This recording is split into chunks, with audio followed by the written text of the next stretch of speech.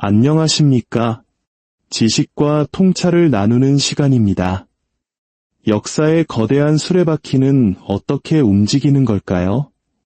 우리는 흔히 위대한 지도자나 결정적인 전쟁이 역사의 흐름을 바꾼다고 생각합니다. 하지만 그 거대한 변화의 이면에는 보이지 않는 또 하나의 거대한 힘이 작용하고 있습니다. 바로 돈의 흐름입니다. 지난 500년의 시간 동안 세상의 부와 권력을 손에 쥐었던 5개의 거대한 제국이 있었습니다. 그리고 그들의 흥망성쇠 뒤에는 언제나 세계를 지배했던 단 하나의 통화, 즉 기축통화가 있었습니다. 포르투갈에서 스페인으로, 네덜란드를 거쳐 영국으로, 그리고 마침내 미국으로 이어진 이 기축통화의 역사는 놀라울 정도로 비슷한 패턴을 반복해왔습니다. 오늘은 바로 그 패턴에 대한 이야기입니다. 한 제국이 떠오르고 정점에 이르렀다가 무리한 확장 끝에 결국 쇠락의 길을 걷게 되는 예측 가능한 삶의 주기, 그리고 현재 세계의 기축통화인 미국 달러가 바로 그 역사의 갈림길에 서 있다는 경고의 신호들에 대해 깊이 파고들어 보겠습니다. 이 이야기는 과거의 기록일 뿐만 아니라 우리가 살아갈 미래를 비추는 거울이 될 것입니다. 이야기의 시작은 1944년 제2차 세계대전의 포화가 아직 채 가시지 않은 미국의 뉴햄프셔주 브레튼우즈로 거슬러 올라갑니다. 이곳의 마운트 워싱턴 호텔에 44개의 연합국 대표들이 모였습니다. 회의장의 공기는 무겁고도 비장했습니다. 지난 200년 이상 세계 금융의 초강대국으로 군림했던 대영 제국이 사실상 파산 상태에 이르렀기 때문입니다. 국가부채는 GDP의 249%까지 치솟았고 2번의 파괴적인 세계대전으로 모든 것을 소진한 제국의 재정은 바닥을 드러냈습니다. 그 자리에 모인 모두가 이 사실을 알고 있었습니다. 그리고 그들은 역사상 몇 번밖에 없었던 중대한 결정을 내립니다. 세계 기축통화의 지위를 하나의 제국에서 다른 제국으로, 즉 영국의 파운드화에서 미국의 달러화로 공식적으로 이양한 것입니다. 이것은 단순히 돈의 주인이 바뀐 사건이 아니었습니다. 500년 넘게 반복되어 온 거대한 패턴의 연장선상이었습니다. 흥망성쇠, 즉 부상, 정점, 과잉 팽창, 그리고 쇠락이라는 피할 수 없는 순환의 한 과정이었던 것이죠. 이 거대한 순환을 이해하기 위해 우리는 시간의 강을 거슬러 올라가야 합니다. 1450년 포르투갈의 헤아라는 역사상 최초의 진정한 의미의 기축통화가 되었습니다. 약 80년간 포르투갈은 세계 무역을 지배했습니다. 이것은 결코 운이 아니었습니다. 포르투갈은 항해술의 혁신을 통해 아프리카, 아시아, 그리고 아메리카 대륙으로 향하는 새로운 바닷길을 개척했습니다. 1453년 오스만 제국에 의해 콘스탄티노플이 함락되자 기존의 향신료 무역로는 적대 세력에 의해 막혔지만 포르투갈은 말 그대로 아프리카를 돌아가는 새로운 길을 찾아내며 이대한 대항해 시대를 열었습니다. 수도 리스본은 세계 무역의 중심지가 되었고 포르투갈 헤아라는 유럽을 넘어 아시아까지 대륙을 가로질러 통용되었습니다. 그들의 제국은 아프리카, 인도, 말레이시아, 일본, 심지어 마카오를 통해 중국까지 뻗어나갔습니다. 하지만 언제나 그렇듯 성공은 무리한 확장으로 이어졌습니다. 4개의 대륙에 걸쳐 군사기지를 유지하는 데 드는 막대한 비용은 국고를 탕진시켰고 네덜란드, 영국, 프랑스와 같은 경쟁자들의 도전은 거세졌습니다. 결정적으로 1530년대에 발생한 왕위 계승 위기는 왕국 전체를 불안정하게 만들었습니다. 결국 1580년 스페인이 포르투갈을 흡수하여 이베리아 연합을 형성하면서 포르투갈의 시대는 막을 내립니다. 80년간 세계 무역을 지배했던 헤아라는 스페인의 은화에 그 자리를 내주고 역사 속으로 사라졌습니다. 스페인의 부상은 볼리비아 안데스 산맥 깊은 곳, 은이 강물처럼 흘러나오는 포톳이라는 기적의 산을 발견하면서 시작되었습니다. 1545년에 발견된 이 은광은 1575년에서 1635년 사이 전 세계은 생산량의 거의 절반을 차지했습니다. 스페인은 이곳에서 8레알 은화를 주조했고 이 은화는 최초의 진정한 글로벌 통화가 되었습니다. 흔히 스페인 달러라 불린 이 동전은 16세기부터 19세기까지 서구 세계에서 가장 안정적이고 신뢰받는 통화였으며 심지어 미국에서 1857년까지 법정 화폐로 사용될 정도였습니다. 스페인의 지배력은 약 110년간 지속되었습니다. 하지만 익숙한 패턴이 또다시 나타났습니다. 바로 과잉 팽창과 감당할 수 없는 부채였습니다. 필리페 2세는 아버지로부터 막대한 빚을 물려받았고 재임 기간 동안 무려 4차례나 국가부도, 즉 디폴트를 선언했습니다.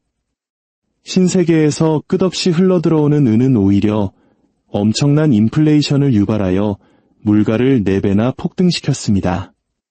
결국은 생산량이 급감하자 스페인 경제는 무너졌고 1641년 이베리아 연합이 해체되면서 스페인의 금융 패권도 막을 내렸습니다. 그 빈자리를 채운 것은 새로운 금융 강국, 네덜란드 공화국이었습니다. 1600년대 암스테르담은 세계 최고의 금융 허브로 떠올랐습니다. 네덜란드의 길더와는 혁신적인 금융 시스템과 활발한 무역을 바탕으로 유럽의 사실상 기축통화가 되었습니다.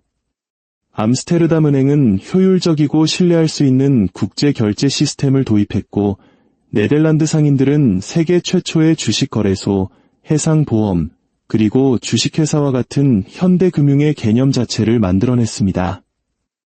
약 78년간 네덜란드 길더와는 세계 무역을 지배하며 모든 국제거래의 3분의 1 이상을 차지했습니다. 그러나 네덜란드 역시 똑같은 함정에 빠졌습니다. 특히 영국과의 4차례에 걸친 전쟁은 국가를 파산 직전으로 몰고 갔습니다. 막강했던 네덜란드 동인도 회사는 영국과의 갈등 속에서 결국 붕괴했습니다. 그리고 1700년대 후반 그 자리는 영국이 차지하게 됩니다.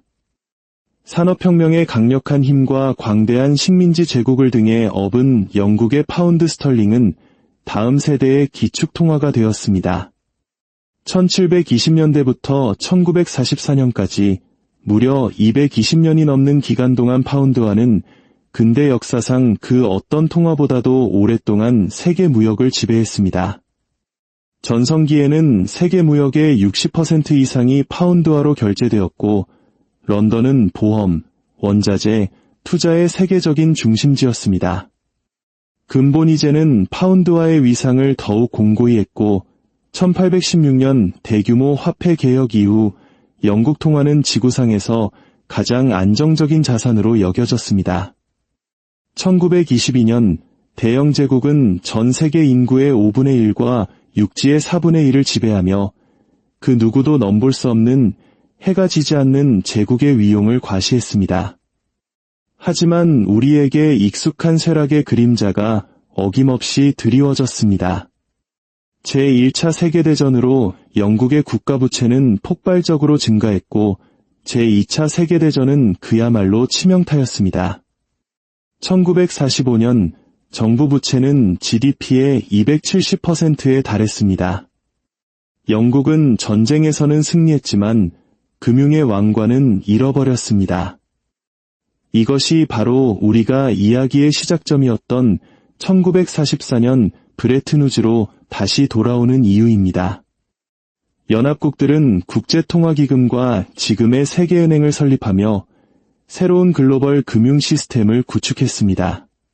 그리고 그 중심에는 모든 주요 통화를 미국 달러에 고정시키고 그 달러는 다시 온스당 35달러로 금에 고정시키는 이른바 브레튼우즈 체제가 있었습니다. 파운드에서 달러로의 전환은 이제 공식화되었습니다. 이후 약 25년간 달러는 절대적인 지위를 누렸습니다. 하지만 1971년 리처드 닉슨 대통령이 달러의 금태환 정지를 선언하면서 근본이제는 막을 내립니다. 모두가 달러의 붕괴를 예상했지만 달러는 무너지지 않았습니다. 대신 석유라는 새로운 닻을 찾아냈습니다. 1973년 오일 쇼크 이후 미국은 사우디아라비아와 전략적인 거래를 맺습니다. 미국의 군사적 보호를 제공하는 대가로 사우디의 석유는 오직 미국 달러로만 가격이 매겨지고 판매되도록 한 것입니다. 1975년까지 모든 오펙 회원국이 여기에 동의하면서 이른바 페트로 달러 시스템이 탄생했습니다. 석유 한 방울 나지 않는 우리나라를 포함해 세상의 모든 나라가 석유를 필요로 했기에 모든 나라는 달러를 필요로 하게 되었습니다.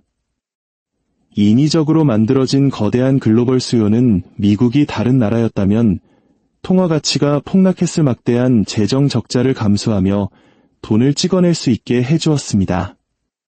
수십 년간 달러의 지배력은 의심의 여지가 없었습니다. 2000년 정점에 달했을 때 전 세계 외환 보유고의 70% 이상이 미국 달러였습니다. 하지만 지금 그 숫자는 움직이고 있습니다. 2024년 그 수치는 58% 아래로 떨어졌습니다. 미국 국채에 대한 외국인 투자자들의 비중도 2008년 금융위기 당시 50% 이상이었던 것에서 현재 30% 수준으로 급감했습니다. 탈달러화 현상은 가속화되고 있습니다. 브라질, 러시아, 인도, 중국, 남아프리카 공화국을 중심으로 한 브릭스는 이집트, 이란, UAE 등을 포함하며 몸집을 불리고 있습니다. 이들은 달러를 완전히 우회하는 독자적인 금융 시스템을 구축하고 있습니다. 한편 미국 내부의 재정 상황도 위태롭습니다. 미국의 공공부채는 GDP의 124%에 달하며 특히 중동 전쟁에만 8조 달러라는 천문학적인 비용을 쏟아부었습니다. 자, 이제 다시 한번 패턴을 보시죠. 포르투갈, 스페인, 네덜란드, 영국, 그리고 미국. 모든 제국은 똑같은 궤적을 따랐습니다. 기축통화의 평균 수명은 약 95년. 미국 달러는 브레튼우즈 협정 이후 올해로 81년째 그 자리를 지키고 있습니다. 우리는 지금 역사의 거대한 전환점에 가까워지고 있는 것입니다. 모든 기축통화는 4단계를 거칩니다. 1단계, 부상, 한 국가가 무역, 금융 또는 군사력의 혁신을 통해 지배력을 얻습니다. 포르투갈은 항해술을, 스페인은 은을, 네덜란드는 금융을, 영국은 산업혁명을, 그리고 미국은 전후 압도적인 산업 생산력을 바탕으로 떠올랐습니다. 2단계, 정점, 기축통화가 보편화되어 세계 거래의 60% 이상을 차지하며 제국의 힘은 영원할 것처럼 보입니다. 3단계, 과잉 팽창, 바로 여기서 균열이 나타납니다.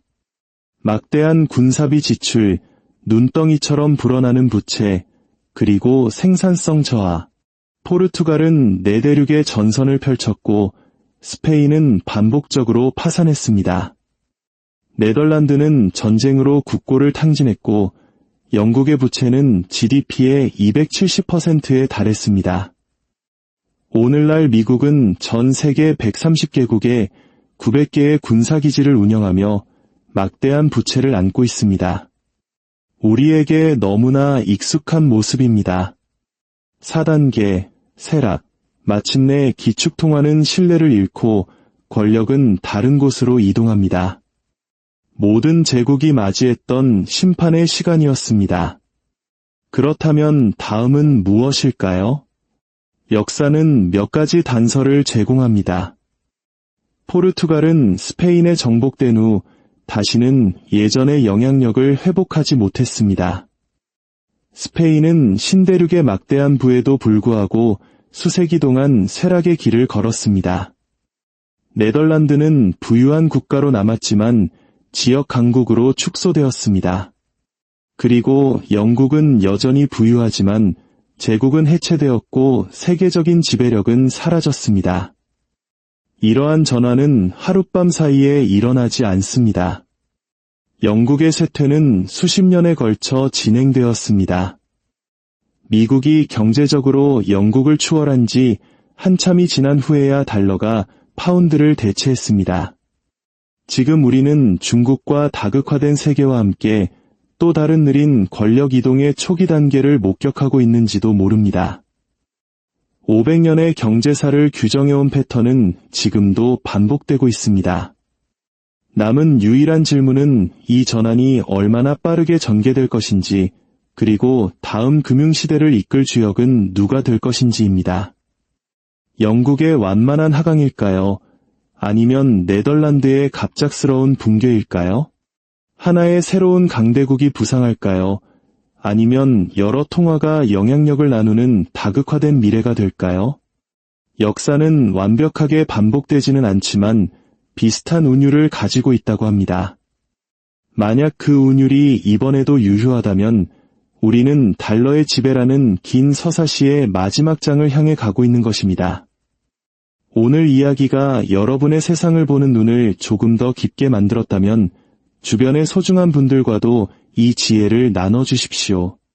구독과 좋아요는 저희가 더 깊이 있는 이야기를 만드는 데 큰 힘이 됩니다. 언제나 여러분의 삶에 평안과 통찰이 가득하기를 바랍니다.